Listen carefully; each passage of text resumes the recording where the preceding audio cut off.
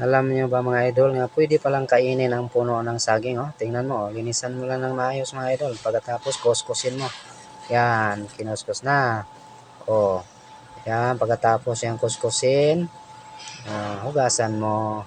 Babad mo sa tubig, hugasan mo ng maayos para yung pilit-pilit matanggal. Tapos higain mo ng maayos mga idol para tumuyo ng konti yung ano. Pagkatapos nyan, lagyan ng mga sangkap yan. O, yan, sili, paminta, lahat na pang palasa, ilagay mo na dyan para masarap.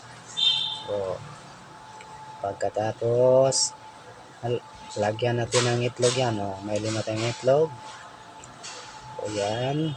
Haluin mo ng maayos mga idol para pagkatapos mong haluin yan, lagyan pa ulit ng pampalasa para lalong sasarap. Pagkatapos yan, ay luto na yan. Mayroon na tayong pinainit na mantika. Ayan. Diba? May luto na tayo. Parang ano lang yan. Uyabang. Uyabang lang tingnan. Pero masarap po. Lagyan pa natin ng yan, ketchup. Lagyan pa ng ketchup para lalong sumarap yung pagkain yan. Diba? Yan ang katawan ng puno ng saging mga idol. Ni-slice lang ng manipis. Diba?